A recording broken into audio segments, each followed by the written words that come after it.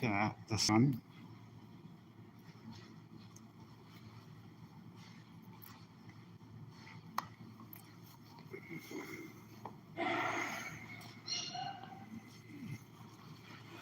Oh, Relivals grave. That's what it looks like. I don't like that.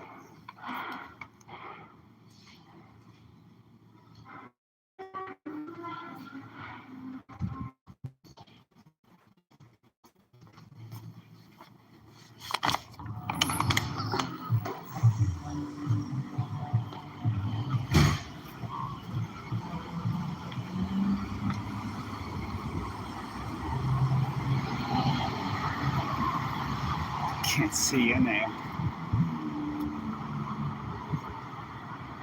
This used to be a Universal Furniture store, and she bought that, the whole thing. Bought that whole building. It's a big, nice building. They got like a little bunch of little rentals in there for like $350 a month. That you can. It's like a cubicle. You can rent it out and do like art there or whatever, and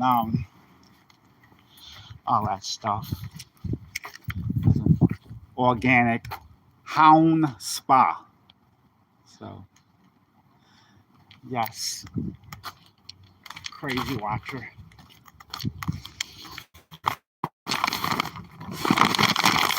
Got a little funny story to tell you about a lesbian couple who were hitting on me at the bookstore earlier in the French Quarter. So it was pretty comical. So the bookstore owner was talking to me, and they said, "Oh, you must be a local. It's a big deal to be a local around here." It's all transplants that live out here, right? People from Connecticut, whatnot. They sold their parents' house and whatever assets they had, and they come down south. So they had this big gap. Like in 2010, right after Hurricane Katrina, you can buy property down here really cheap.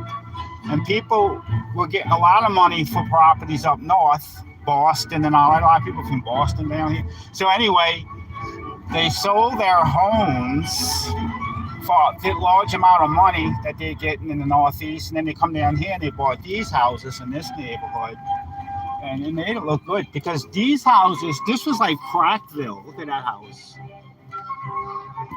Pretty camelback house. This was like Crackville back in the day. Now, back in the 1990s, you could have bought a double back here for under $200,000, which is crazy because that same double today starting at $699. You know, like starting at $699. So,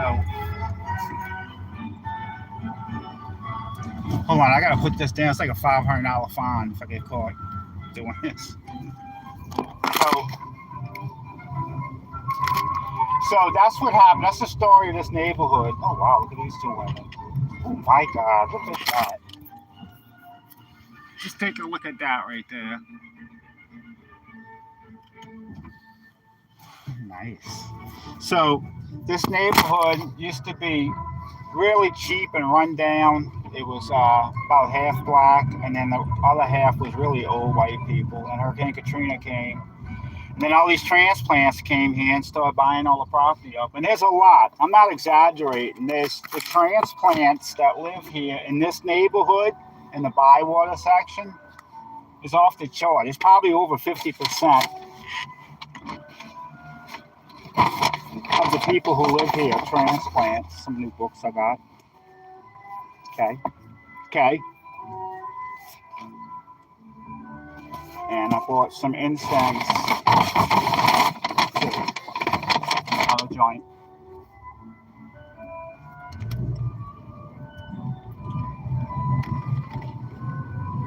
So yes, got some pretty cool weather today. And got a really cool parking spot in the French Quarter because it costs like $30 to park in the French Quarter now. I pay zero. I got a parking spot for zero. John Wolf did his homework. John Wolf knows where to go, and this is the point of all this, right? The lesbian couple that was friendly with me earlier. They are intrigued that I am a local, and it's because I know where all the good parking spots are. Yes. You have to be from here to know where to go and park for free. See, look up.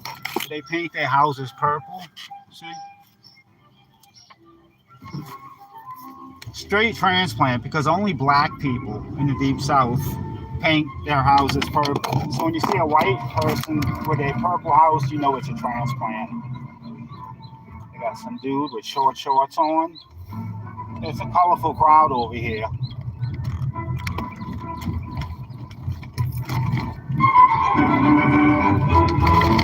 I like the camelback homes, the camelback houses.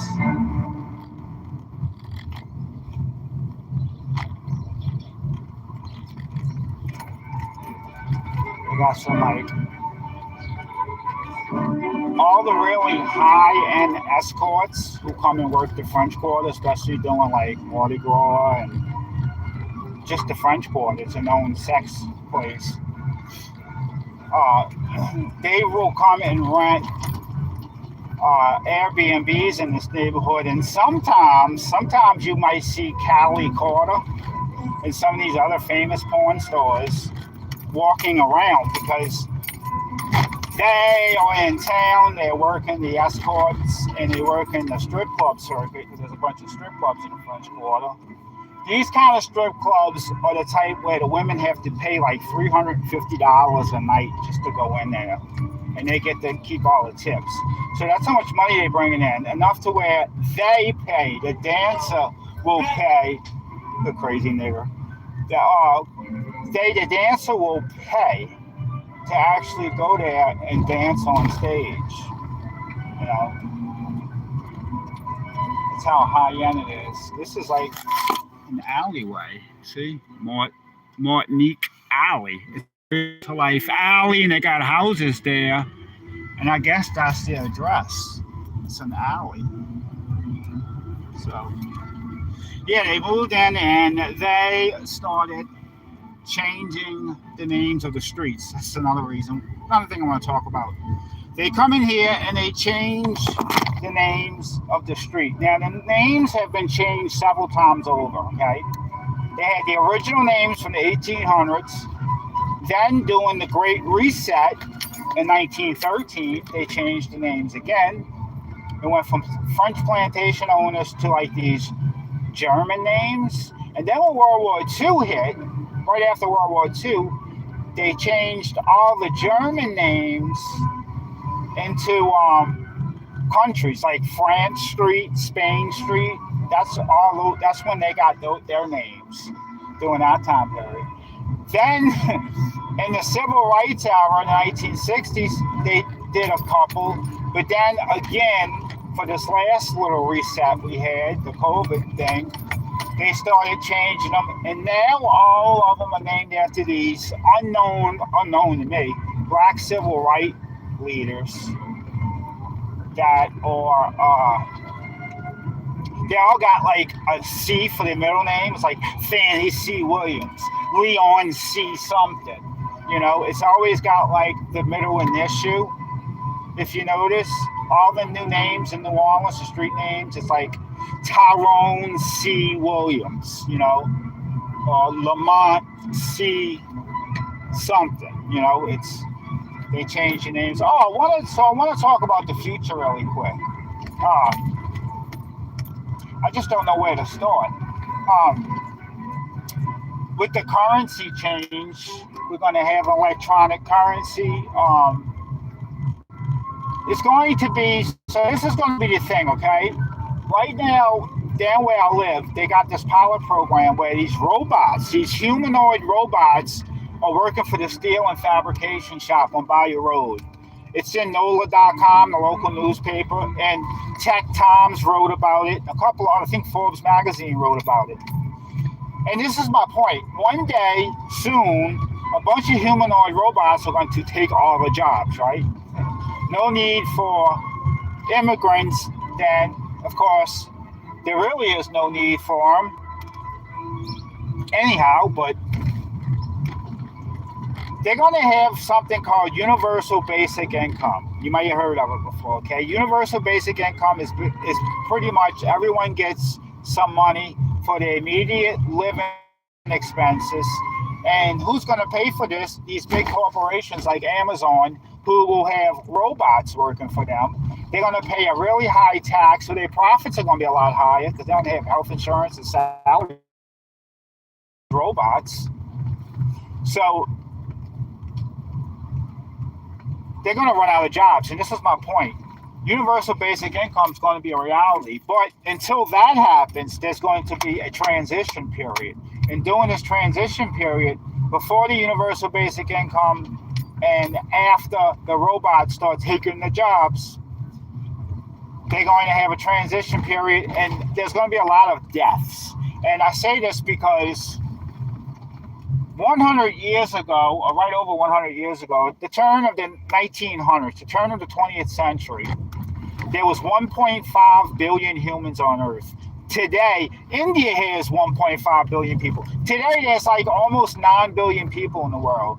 There's never been this many people in the world before. And my point is, there's going to be a big die-off. People are going to freak out, but it's really a natural thing. Because if you're going from 1.5 billion people to 8 billion people, there's going to come a time where it's going to go back down to 1.5 billion or even less, or even cut in half, realistically. And this is going to happen, and it has to happen because those same big corporations that are going to employ these robots, they can't afford to feed all of these people in the world, okay? They won't be able to do it through corporate taxation. So there's going to have to be a big die-off, okay? It's going to come in the form of birth control, low birth rates, which we're already seeing low birth rates. We're going to start seeing more elderly people or people dying before they get elderly. And it's going to happen. It's going to go from 8 billion down to 7 to 6 and below. And it's all going to happen within a 100-year period or sooner. And if you say there's no chance of that, well, why not? I mean, the population jumped from 1.5 billion to 8 billion in 100 years. It could definitely drop 6-7 billion within a year, especially with the really low birth rates. And during this transition period, nobody can afford to have kids, right? And then when we do get universal basic income, it's not going to be a lot of money. You can't raise a whole family on it. I mean, not in a free market society, but market economy, but it can certainly be done through rationalization. It's another point, calorie rationalization. They're going to ration calories, and they're going to say that 500,000 people who die from obesity every year is the excuse. And when you get a universal basic income, everybody can't rush out to the grocery and buy the same thing, so they will have no more food. So they're going to start using the calorie rationing system. They're going to blame obesity for it. They're going to say, well, we need to do it. Too many people are dying. They're going to start rewarding people with all these cameras, all this surveillance. If you throw a piece of trash on the ground, you talk rudely to somebody, you're talking shit in your house about the government or your neighbors, you're going to be penalized for that. And these penalized are going to come in the form of rationalization of goods, where you can't buy a candy bar this week because you spit on the sidewalk. And that's very real. That's a very real probability, okay? And forget about your civil rights. They're going to do this through third-party banking systems. They're going to have your consent to do this. So the microphones that are on your smart appliances in your home, in your car, on your electronic devices, even on your blender, is going to pick up you talking shit, bad-mouthing people. You're going to be penalized at the grocery store, okay? Your microwave is going to get turned off. Your air conditioner is going to get turned off. And they're going to do this. They're going to start with rolling blackouts, okay? Yeah, they're going to say we need rolling blackouts because for environmental reasons because we're using too much electricity. These new data centers that are going to operate all this AI and all this surveillance requires more electricity than what we're using today. So they're going to have this massive amount of electricity that's going to get reverted away from private residents and to these data centers to fuel these data centers. Okay? So you're not going to have, they don't have enough electricity now. They have rolling blackouts now in California. How bad do you think that's going to get once they hook up all these new data centers? They're going to use so much electricity and fresh water that require a lot of water for cooling purposes. And these buildings, these data centers are massive. They are fucking massive. They got one in Indiana right now that goes on for longer than a quarter of a mile. I want you to think about that. An air-conditioned building that's a quarter of a mile long. Now, that's going to use a lot of electricity. And then it's not just an empty building. It's a building with a big database in it, computer database that's going to require a lot of electricity. And we don't produce that much electricity to fuel these data centers. So you're going to start seeing rolling blackouts. Your air conditioner is going to get cut off in the middle of the day because it's going to be a smart air condition. And it will penalize you for bad-mouthing the government. It's going to turn your air conditioner off. And you're going to be completely controlled. Everything you say and do will have consequences. And those consequences will be in the form of reduced utilities and calorie rationing. So, anyway, I gotta turn off right here, make another stop. So, turning this off. So, there's your lesson for today.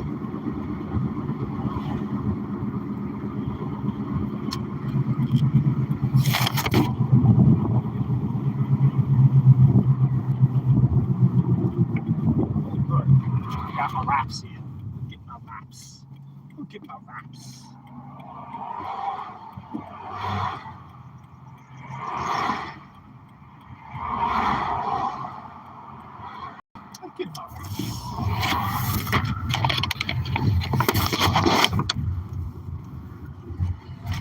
To the casino, I'll go to the casino. I know.